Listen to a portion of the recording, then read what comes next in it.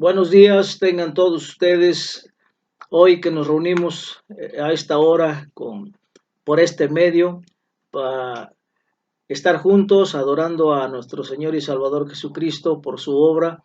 Estamos celebrando este domingo, el segundo domingo de la temporada de Adviento, que nos anuncia la llegada de nuestro Salvador. Y bien, pues la semana pasada comenzamos esta temporada con un mensaje de esperanza, la esperanza que significa Cristo Jesús. Y bien, ahora vamos a hablar de otro aspecto del amor de Dios que nos da, que nos ofrece, que nos ha regalado por gracia. Y este mensaje lleva por título una palabra de consuelo. Y bien, pues en esta semana el tema es consuelo en la fidelidad de Dios. Y vamos a ver que nuestro mensaje se basa o se sustenta en la escritura del libro de Isaías, en el capítulo 40 de los versículos del 1 al 11. Y también pues hace alusión a la escritura de la segunda carta del apóstol Pedro, en el capítulo 3. Y bien, estas escrituras nos hablan de consuelo a las personas que se encuentran en situaciones incómodas debido a la fidelidad de Dios a sus promesas. Y pues vamos a ver qué es lo que nos dice la palabra de Dios. Voy a comenzar contando una pequeña historia, una anécdota que dice así. ¿Sí? Hay una historia graciosa de un adolescente que llega a casa y le dice a su papá: papá, tengo buenas y malas noticias sobre tu auto. La buena noticia es que las bolsas de aire funcionan. Y bien, pues, ¿qué es lo que hace gracioso esta historia? Bueno, lo que hace gracioso esta historia es el hecho de que las buenas noticias están integradas en malas noticias. Y pues nuestro texto de hoy en Isaías 40 comienza de alguna manera de esa forma. Escuchamos a Dios decir: consuelen, consuelen a mi pueblo. Y ese pronunciamiento de consuelo es ciertamente una buena noticia, pero ¿por qué se da? Bueno, se da porque hay un pronunciamiento de que algo incómodo está pasando. Y uno no necesita ser reconfortado por buenas noticias, sino, pues, ¿qué podemos hacer, verdad? Pero esta noticia esconde malas noticias. Y entonces por eso Cristo Jesús nos da estas palabras de consuelo. Y estas palabras de Isaías 40 nos hablan de una perturbadora revelación de malas noticias. Y esta mala noticia está registrada un capítulo antes de nuestro texto, o sea, en el capítulo 39. Y esas noticias son tan malas que el libro de Isaías parece ser que se divide ahí, y a partir del capítulo 40 ya aparece un segundo Isaías. Y bueno, dicen algunos que esta escritura muestra a un Isaías diferente. Pero vaya, eso no nos interesa ahorita. Lo primero que vamos a ver, ¿de qué se tratan esas malas noticias? En el capítulo 39, Isaías habla de un día futuro en el que Jerusalén será destruida. Y bien, pues eso se cumplió, tuvo lugar unos 100 años después, en el año 586 antes de Cristo. Y 10 años antes de esta destrucción, la ciudad de Judá fue arrasada por los babilonios. Esa ciudad fue capturada y el rey Joaquín y la familia real fueron llevados cautivos. Esto inició la deportación babilónica de exiliados. Y una década más tarde, Judá fue nuevamente atacada por los babilonios, pero esta vez los invasores destruyeron Jerusalén por completo. Se derribaron sus muros, se quemó el templo, no quedaba nadie en el trono y muchos más judíos fueron deportados. Ahora, para tener idea de esas malas noticias de Isaías 39, podemos recurrir al libro de Lamentaciones, que nos habla de los horrores y las calamidades que ocurrieron. Y después de leer Lamentaciones, vendríamos nuevamente a leer Isaías 40, como la buena noticia de que esta horrible pesadilla llegaría a su fin. Y es que Dios iba a liberar y a restaurar a su pueblo. Y bueno, al leer estas buenas noticias, podemos también recordar nuestras propias malas noticias. Porque para algunos parece que todo el año pasado ha sido un año de malas noticias. Este año igual. Y para otros puede ser una mala noticia que recibieron el año pasado o el mes pasado, la semana pasada. O tal vez algunos hemos recibido malas noticias ayer, por ejemplo, o hoy. Ahora, que si escuchamos las noticias y las vimos recientemente, pues sin duda siempre hay una gran dosis de malas noticias de una forma u otra. Y las malas noticias parecen hablarnos a cada paso. Pero Dios eligió en Isaías 40 no permanecer en silencio. Dios, no permanece en silencio y en este capítulo nos comparte sus buenas nuevas de consuelo y ha elegido hablarnos hoy palabras de consuelo para ayudarnos a enfrentar cualquier desafío que se nos presente. Así que vamos a ver las buenas noticias. Comencemos leyendo en el versículo 1. Consuelen a mi pueblo, dice su Dios. 2. Hablen con cariño a Jerusalén y anúncienle que ya ha cumplido su tiempo de servicio y que ya ha pagado por su iniquidad, que ya ha recibido de la mano del Señor el doble por todos sus pecados. Verso 3. Una voz proclama, preparen en el desierto un camino para el Señor, enderezcan en la estepa un sendero para nuestro Dios. Que se eleven todos los valles y se allanen todos los montes y colinas, que el terreno escabroso se nivele y se alicen las quebradas. Entonces se revelará la gloria del Señor y la verá toda la humanidad. El Señor mismo lo ha dicho. Verso 6. Una voz dice, proclama. ¿Y qué voy a proclamar? Respondo yo. Así dice el profeta. Que todo mortal es como la hierba y toda su gloria como la flor del campo. Verso 7. La hierba se seca y la flor se marchita, porque el aliento del Señor sopla sobre ellas. Sin duda, el pueblo es hierba. Verso 8. La hierba se seca y la flor se marchita, pero la palabra de nuestro Dios permanece para siempre. Verso 9. Sión, portadora de buenas noticias, súbete a una alta montaña. Jerusalén, portadora de buenas noticias, alza con fuerza tu voz, álzala, no temas, di a las ciudades de Judá, aquí está su Dios. Miren, el Señor omnipotente llega con poder y con su brazo gobierna, su galardón lo acompaña, su recompensa lo precede. Verso 11. Como un pastor que cuida su rebaño, recoge los corderos en sus brazos, los lleva junto a su pecho y guía con cuidado a las recién paridas. Realmente es una escritura de mucho consuelo, una gran noticia, donde se muestra el amor de Dios por sus hijos, donde no escatima a nuestro Señor ese amor tan inmenso que nos tiene, aún en medio de las calamidades. Ahora, ¿qué notamos primero en esta escritura? Que Dios les está diciendo a los mensajeros que hablen sus palabras de consuelo. Bueno, podríamos decir que le está dando al predicador su mensaje, el mensaje de su sermón, ¿verdad? Le está dando la guía. Y ese mensaje no ha cambiado. Cuando uno es llamado a hablar las palabras de Dios a su pueblo, está llamado a hablar buenas nuevas. Y esto no significa que tengamos que ignorar las malas noticias, no, ni fingir que no existen, pero sí significa que traemos un mensaje de consuelo y esperanza en medio de ellas.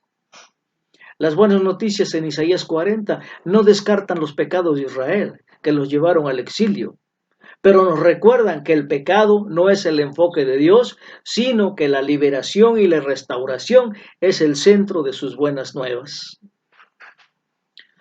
¿Cómo comienza el texto? Con la voz de consuelo de Dios. Luego, en la escritura que leímos tenemos otras tres voces que entran en escena para predicar este mensaje con sus propias palabras. Así que cada mensajero tiene algo que distribuir, que contribuir al mensaje general de buenas nuevas que el Señor está transmitiendo. Y es evidente que Dios quiere que se escuche este mensaje. No se contenta con decir una vez. Él sigue hablándonos al enviar diferentes voces para entregar el mismo mensaje. ¿Por qué? Porque Él nos ama y usa muchas formas de comunicación para hablar con ternura a su amada iglesia. No importa si es una carta, una llamada, un mensaje, una publicación de Facebook, una paloma, un poema, una señal de humo.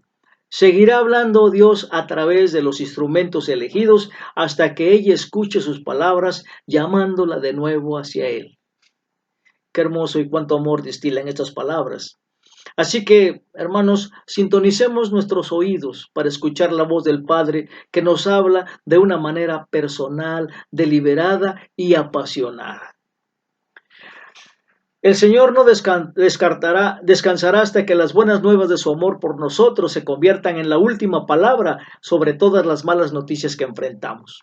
Vamos a ver estas tres voces. Primeramente, vamos a ver la primera, que se titula Una revelación del Rey y restauración. Vamos a leer en Isaías 40 del versículo 3 al versículo 5 y dice lo siguiente. Verso 3. Una voz proclama: preparen en el desierto un camino para el Señor. Enderecen en la estepa un sendero para nuestro Dios. Que se levanten todos los valles y se allanen todos los montes y colinas. Que el terreno escabroso se nivele y se alicen las quebradas. Y verso 5, que es uno de los más importantes, dice: entonces se revelará la gloria del Señor y la verá toda la humanidad. El Señor mismo lo ha dicho. ¿Cómo es que podamos ignorar esto, hermanos? El Señor mismo lo ha dicho, Él lo afirma y lo firma. Así que es verdad.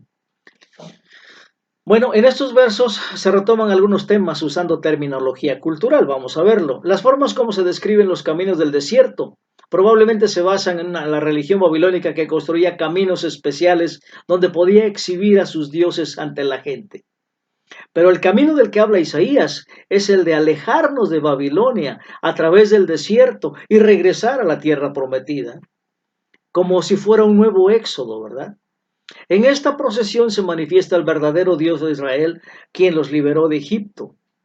Y la frase "preparad el camino del Señor" también nos dice que el rey está regresando al trono.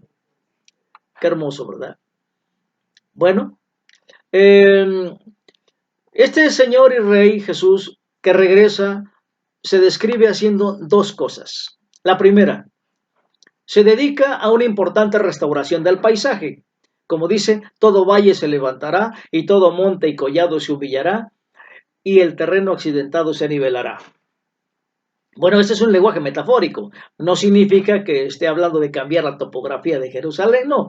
Al usar estas imágenes de hacer cosas suaves y niveladas, se nos está haciendo saber que este rey arreglará todas las cosas. Y es otra forma de hablar de que el orgullo es humillado y el humilde es exaltado. Y las cosas se volverán a poner en equilibrio y los bordes ásperos se suavizarán. Y este texto recoge en los evangelios para señalar a Jesús como el máximo nuevo rey que viene con una restauración digna de un rey, porque Jesús es el rey que arregla las cosas como deberían de ser. A Jesús se le registra en su ministerio sanando a los enfermos, restaurando a los ciegos, alimentando a los hambrientos, perdonando a los pecadores, resucitando a los muertos. Así que cuando el Rey Jesús se embarca en sus proyectos reales de restauración, lo hace en una escala que se describe mejor como que sacude la tierra. Imagínense, ¿verdad? Y podemos recordar en Lucas 4, del 18 al 19, que Jesús, o más bien el escritor el médico Lucas, toma a Isaías 61, del 1 al 2, para decirnos que Cristo vino precisamente a hacer todo esto. Cuando describe la vez que se enfrenta en la sinagoga de Nazaret a todas las personas que estaban reunidas con el mensaje de que él es precisamente a lo que ha venido, a ser rey, pero también a ser el libertador, a ver cómo este mundo cambiará y habrá un príncipe de paz. Bueno, la segunda cosa que viene a ser el rey es lo que representa en este pasaje, que es el regreso del rey y trae una revelación real. Si no, como dice, entonces se manifestará la gloria del Señor y todos los pueblos aún la verán, porque la boca del Señor ha hablado. Y hablar de la gloria de Dios es hablar de su verdadera esencia, verlo tal como es. Jesús, el verdadero rey, es aquel a quien vemos la gloria de Dios. En él vemos la gloria del Padre, como dice el libro de Hebreos. Así que en Jesús nos encontramos cara a cara con Dios como realmente es. ¿No lo ha pensado, hermano? Verdaderamente glorioso, lleno de gracia y de verdad. Un Dios que nos ama con toda su vida. Así que esta revelación nos aleja de las malas noticias de la esclavitud que podrían indicar que Dios está en contra de nosotros o de quien quiera hacernos daño. ¿Verdad que ya se les había olvidado las malas noticias? Bien, Dios está por nosotros incluso cuando nuestros pecados nos sumergen en la esclavitud y en el exilio y la esclavitud que merecemos. Pero Él no nos deja ahí, Él se nos revela, nos restaura y nos trae a casa. ¿No es digno de darle gracias? ¿Sí? Amén. Bueno, la segunda voz se ha titulado Fidelidad Infalible. Vamos a leer los versículos del 6 al 8 de Isaías 40. Y dice el versículo 6, una voz dice, proclama. ¿Y qué voy a proclamar? Respondo yo. Que todo mortal es como la hierba y toda su gloria como la flor del campo. Verso 7. La hierba se seca y la flor se marchita, porque el aliento del Señor sopla sobre ellas. Sin duda, el pueblo hierba. Verso 8. La hierba se seca y la flor se marchita, pero la palabra de nuestro Dios permanece para siempre. Estas buenas noticias maravillosas al principio parecen un poco fuertes, ¿verdad? Pero simplemente dicen que no depende de nosotros. Ahora, si todos nuestros esfuerzos nos han llevado a esta horrible situación de exilio que proclama Isaías, pues este anuncio es más que bienvenido. Y qué maravillosa noticia saber que Dios no deja por nuestra cuenta nuestra propia salvación. Sabe que lo estropearíamos rápidamente. No, Dios es un poeta que con las metáforas de las flores y la hierba nos manifiesta la naturaleza frágil, marchita y fugaz de nuestra fe, en contraste con la fidelidad segura e infalible de la palabra de Dios en Jesucristo. Jesús es la promesa de Dios cumplida. Jesús, como la palabra de Dios, es la última palabra y es para siempre. Podemos contar con ello, con todo nuestro ser, ya que, como dice claramente en la Escritura, permanecerá para siempre. Y la tercera voz, que es algo muy importante, se ha titulado Es personal. Pues ya vimos la declaración arrolladora de las buenas nuevas de que todo el mundo lo verá. Y es algo maravilloso de contemplar. Así que las dos primeras voces nos hablan de esta buena noticia con tremendas implicaciones globales y nacionales, pero esta tercera voz nos permite saber que no nos perdemos entre la multitud. Esta buena noticia es para nosotros personalmente. Así que nunca vamos a oír a Dios que nos diga que este es algo mío y que no es personal. No, Dios es un Dios personal, como Padre, Hijo y Espíritu. Y sus buenas noticias son para ti, para mí, como una persona en particular en relación con este Dios de tres personas. Y esta voz final se acerca para hablarle a la gente de Jerusalén de manera personal.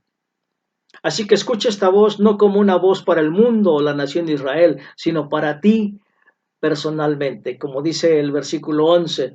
Fíjese bien qué hermoso este versículo. Como un pastor que cuida su rebaño, recoge los corderos en sus brazos, los lleva junto a su pecho y guía con cuidado a las recién paridas. Es una imagen hermosa de amor, de misericordia, de inmensa ternura. Y Dios elige este pasaje para hablarte a ti, hermano, tiernamente hoy. No viene con una voz atronadora de juicio, poder, no, viene como un pastor cariñoso, lleno de humildad y ternura. Viene con un toque suave para aquellos que tienen heridas sin sanar. ¿Cuánto nos gusta que nos hablen con cariño, con ternura cuando estamos en una situación difícil? Y Él lo hace. Y es que Él te conoce personal y particularmente a ti. Te hizo a ti nada más para tener una relación personal con Él. Te lleva en sus brazos para sanarte y levantarte. No se nos olvide que Jesús es el buen pastor. Jesús es la buena noticia de que el Padre quiere que escuches hoy. Las malas noticias están llegando a su fin. La buena noticia ha llegado a Jesús y esta es una palabra de consuelo en verdad. Por eso es tan hermoso el capítulo 40 de Isaías que divide al libro como si fuera en dos partes. No, este es el amor de Dios derramado con misericordia, con ternura, con pasión, como el pastor amoroso que cuida a sus ovejas. Demos gracias. Bendito Padre, te damos gracias por este hermoso mensaje. Te agradecemos el amor tan grande e inmenso con que nos amas y nos recuerdas que además de que tú eres nuestra esperanza, también eres la palabra de consuelo que necesitamos a cada instante en los problemas que tenemos cotidianamente. Señor, tú sabes qué nos duele, tú sabes qué enfermedad estamos pasando, tú sabes qué situación estamos viviendo. Tú sabes que tenemos enfermos, tú sabes que tenemos seres que han partido y nos han dejado un hueco en nuestra familia. Tú sabes que hay problemas que causados por las inclemencias del tiempo. Esto es algo que estamos viviendo cotidianamente y además estamos viviendo nuestros dolores intensamente y tú nos conoces y tú nos amas y Padre te agradecemos que como el buen pastor nos cargues en tus brazos, nos lleves cerca de tu corazón y nos llenes de tu Santo Espíritu, de tu ternura, de tu misericordia, de tu amor, para que podamos caminar confiados en ti, que eres nuestro Rey, nuestro Padre amoroso, nuestro Príncipe de paz. Y esperemos el retorno de tu reino con gozo, con un gozo eterno, y que podamos caminar todos los días de tu mano, haciendo y queriendo hacer tu santa voluntad. En el nombre de Jesús te damos gracias, Padre, por el poder y la intervención del Espíritu Santo. Amén.